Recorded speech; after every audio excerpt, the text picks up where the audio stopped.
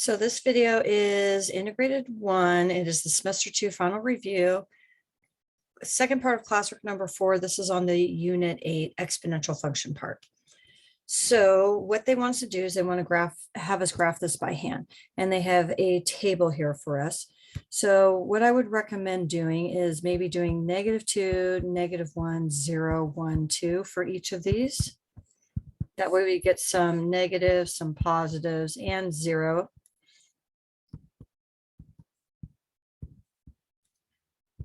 Now, each of these exponential graphs are going to have an asymptote at y equals 0. So I'm going to draw in my asymptote at y equals 0, which is the x-axis.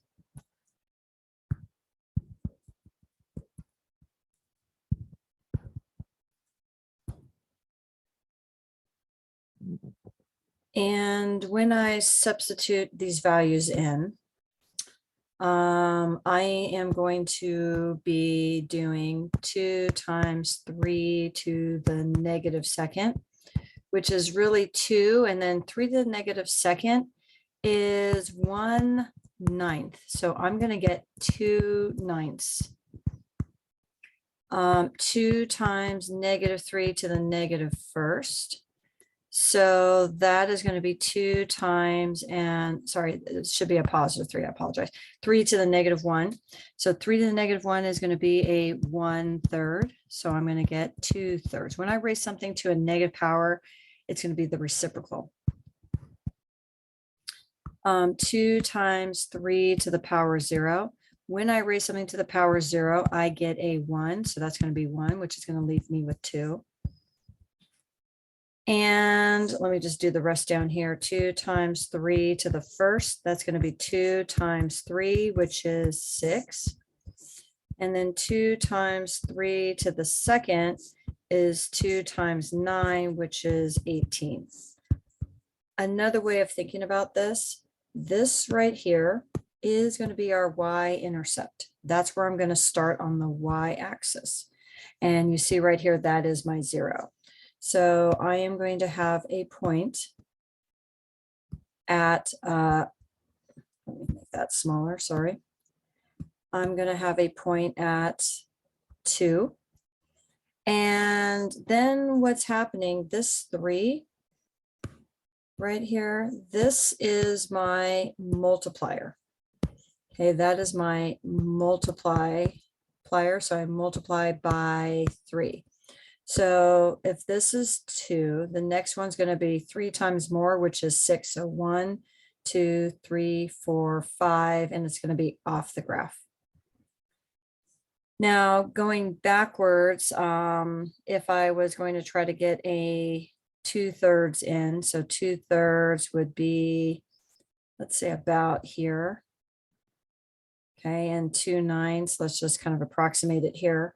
So you see that this graph is going to get closer and closer to the x-axis. And then it grows. This is called an increasing graph. And it's increasing because my multiplier is bigger than 1. Okay, so this is an increasing graph because multiplier is greater than 1. Now, in the next one, they gave us a table. So if I am going to work out those values, let me do that. So I'm going to go 4, it makes it a little smaller font. I'm going to go 4 times 1/2 to the -2nd. Now, again, a negative exponent is going to flip this. So this is going to be 4 times, well, 1/2 squared would be 1/4. So this is going to end up giving me a 4. So I get a 16. So that's going to be 16. Now 4 times 1/2 to the -1. Again, I take the reciprocal of 1/2. That's going to be a 2. So I get an 8.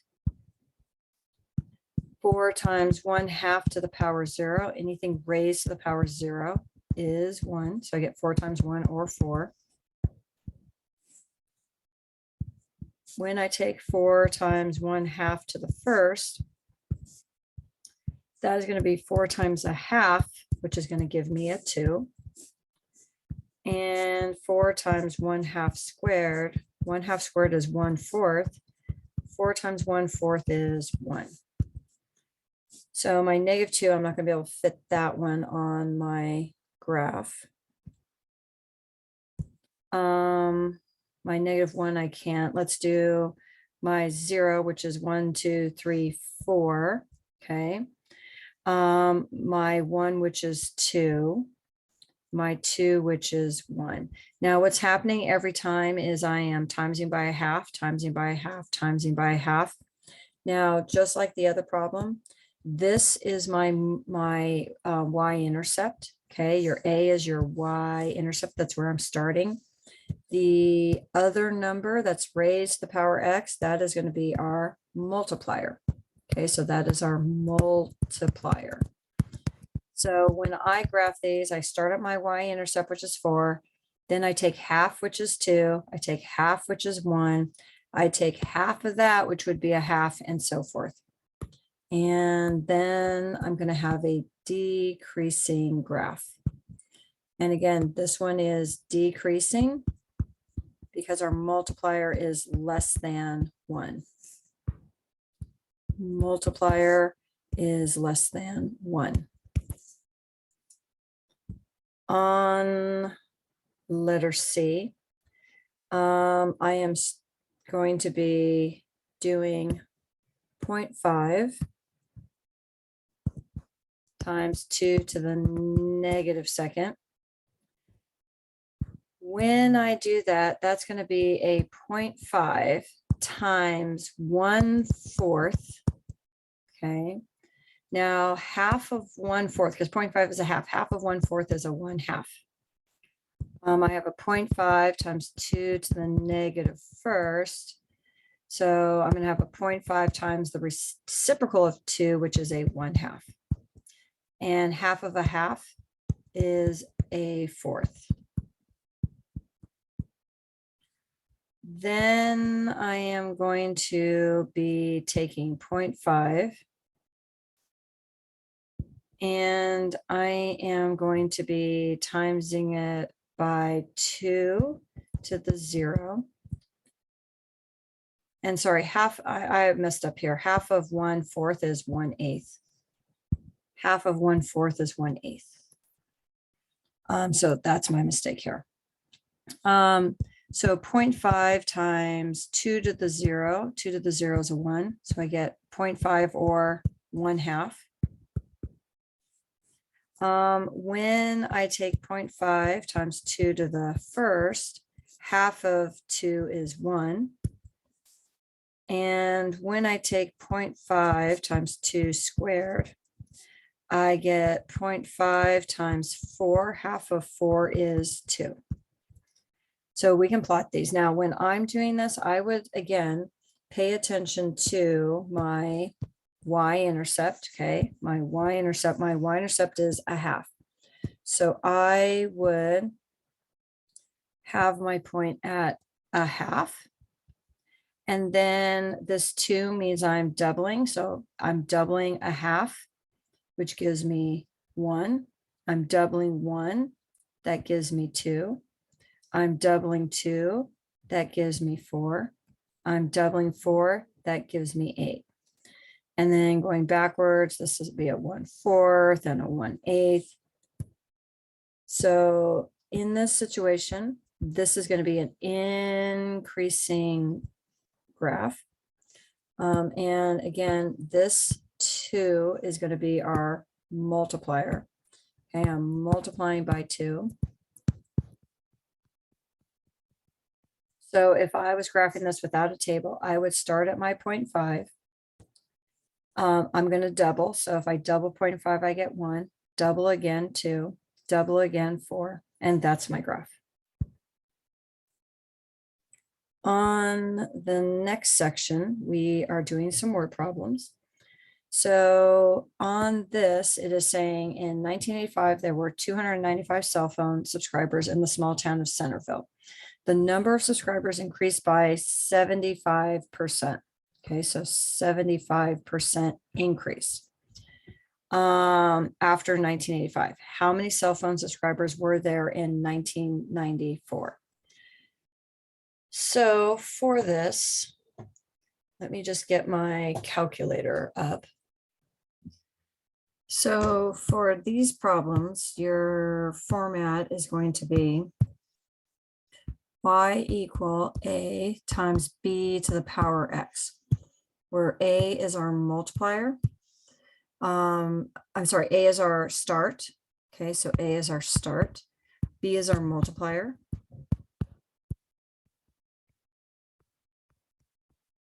And x is going to be time, in this case, in years.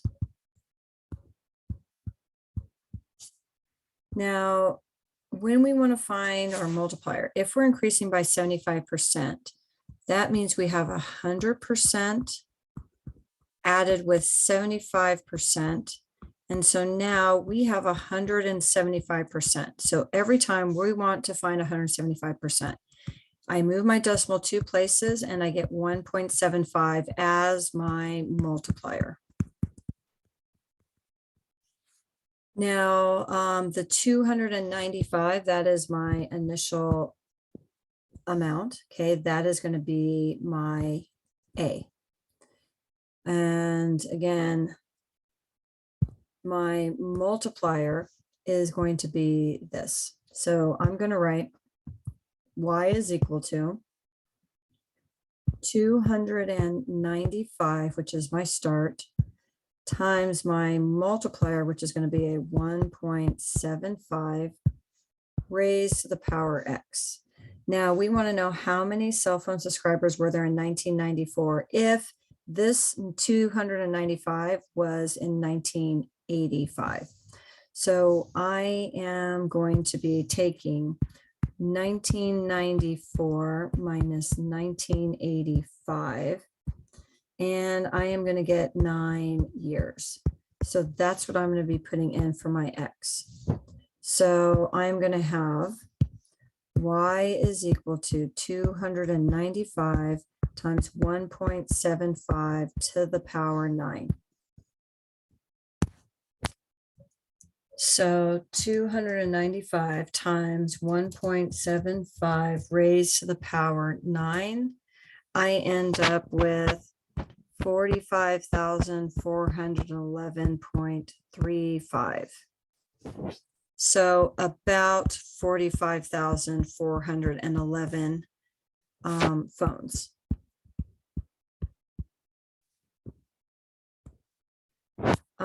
In the next problem,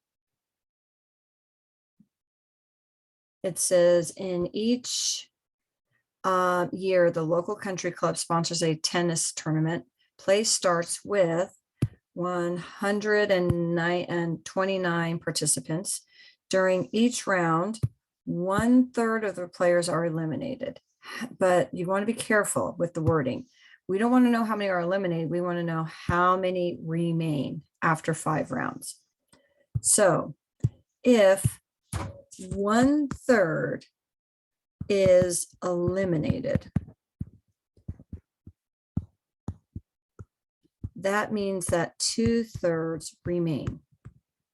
So we want to find 2/3.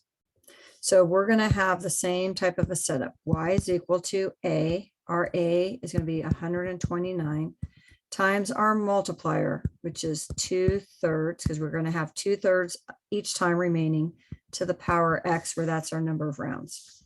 So we're going to do 129 times 2/3 to the power 5 and see what we get.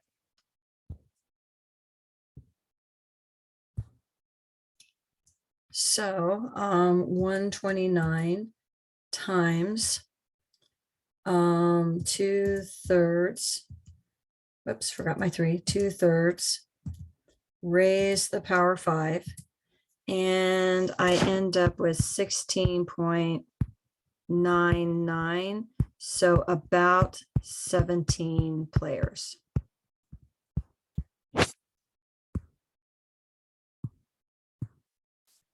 On letter C, Arnold bought a car 6 years ago. That was 24,000.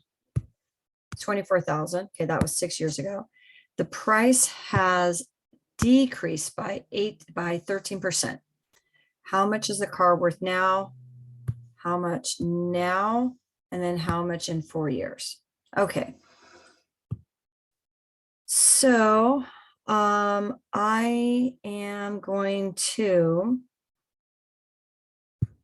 write it like this. I am going to have my start be that 24,000. Now that was 6 years ago. Okay, so this is not now. This is 6 years ago. Okay, not now.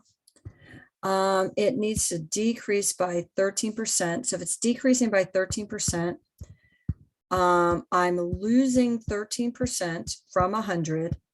So I am going to have 87%. Okay, we're losing 13. This is what we're losing. This is what we have. We have 87%. So our multiplier is going to be 0.87. It's decreasing, so it should be smaller than 1. Raise to the power x. So if I want to know what the car is worth now, I am going to put in the power of 6 because that was 6 years ago. If I want to know what it's worth in 4 years, I am going to put in 4 years from now. That's going to be 10 because I'm going to add it onto the 6. So let me put these into my calculator. So 24,000 times 0.87 raised to the power 6, that is going to be now, which is going to be $10,407 and let's say 3 cents. And if I do the same thing, but now I'm going to put 10, that is going to be $5,962.16.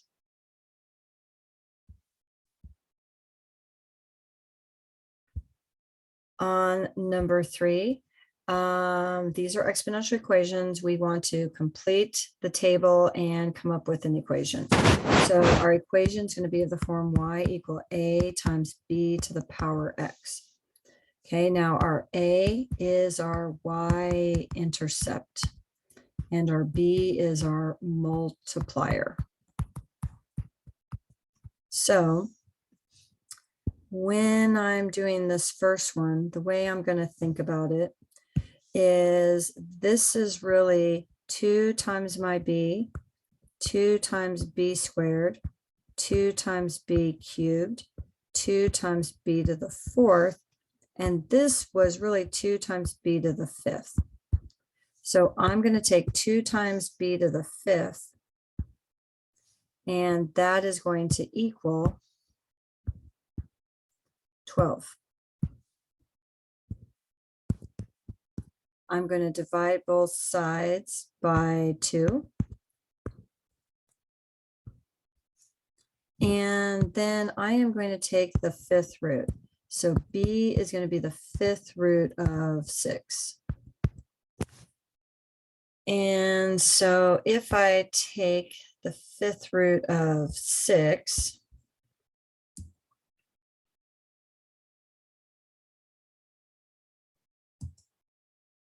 on number 5 here, I just hit math. Number 5 is going to be the 5th root of 6.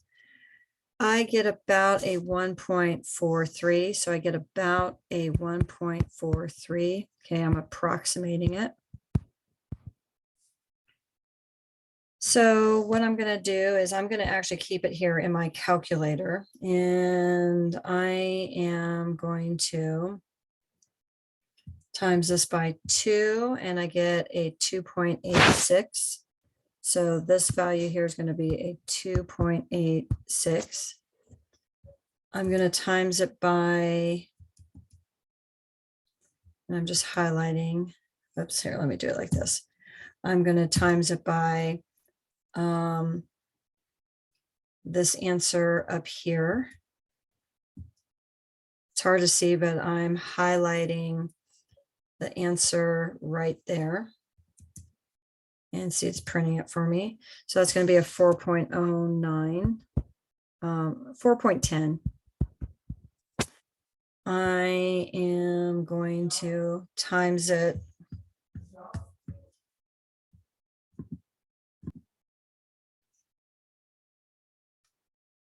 and I'm going to times that again by my 1.43. And I get a 5.86. So this is going to be a 5.86. If I hit enter, it's going to times it again by that. So that's going to be an 8.39. And if I hit enter one more time, you see I get 12. Now you're not going to get exactly 12 if you're keeping it as a 1.43, which is fine. I just kept it as the whole number. You don't have to. So when I say whole, I mean entire number. So this equation is going to be y equal, and our a is our 0. Our 0 is 4.10. We are multiplying by about a 1.43 to the power x, and that's going to be our equation.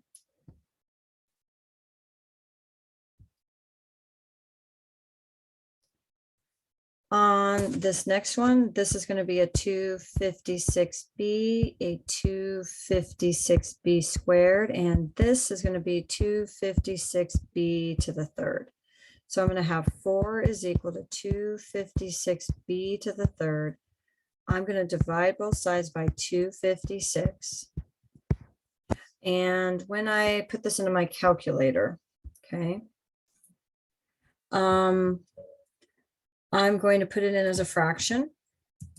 So I did alpha y equal 4 over 256. And I see that that's a 1 over 64.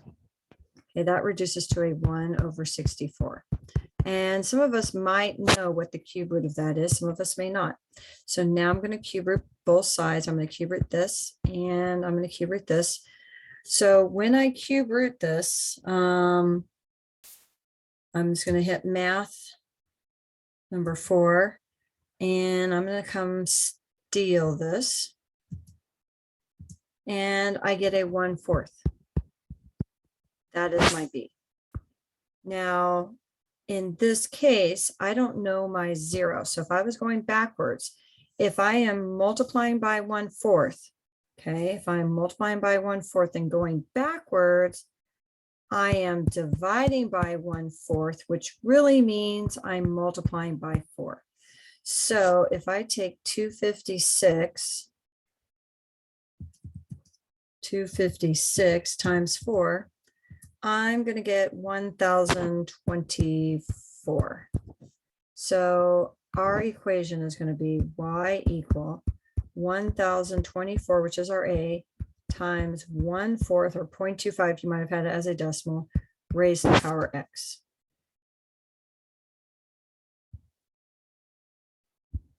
Now we're going to try to write the equation from the graph. So this right here, let me do it not in red since this graph is in red. This right here, that point right there is our y-intercept, or our a. So we know we're going to have y equals 7 times something to the power x. Now I am going to take this point, 2, 4, and put it in for my y and my x.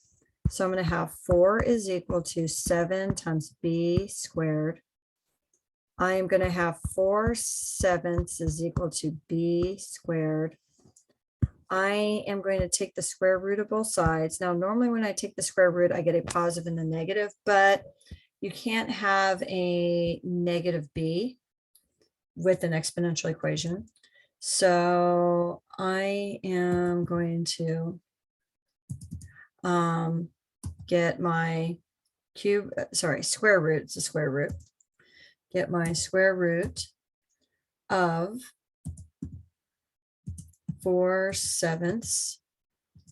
And that gives me about a 0.76, let's say, for our b. So our equation is going to be y is equal to 7 times 0.76 to the power x. Okay, on the next one, same idea. So looking at this, it looks like it crosses at 1. So you can write it as 1 times b to the power x, or you don't really need the 1. It's just going to be b to the power x. And then this point here, 1, 2. I can put that in for my y and my x. 2 is equal to b to the power 1, so 2 is equal to b. So my equation is going to be y is equal to 2 to the power x. You can also see that if this is at a height of 1 and this is at a height of 2, what did I times 1 by to get 2? 2. Sketch the graph and describe the following exponential functions.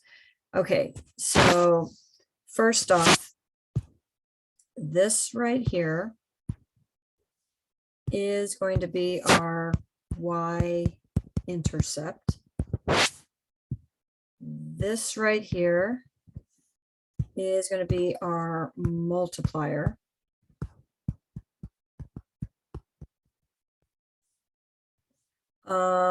Because our multiplier is less than 1, I know that this is going to be decreasing because I'm taking half and half and half. And then our asymptote is always going to be for r's in integrated 1 at y equals 0 on the x-axis. So if I'm going to sketch this, I am going to have an asymptote on the x-axis at y equals 0. I am going to be starting up at 10. 1, 2, 3, 4, 5, 6, 7, 8, 9, 10.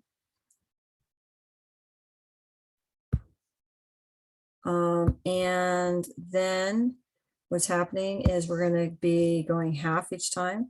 1, 2, 3, 4, 5, 6, for example. So half of 10 is going to be 5. So 1, 2, 3, 4, 5. Half of 5 is 2.5. So 2.5. Half of 2.5 is 1.25, and so forth. And that is going to be our graph. So this is up here at 10. It is decreasing because our multiplier is smaller than 1. And there's our graph. And that's the end of this video.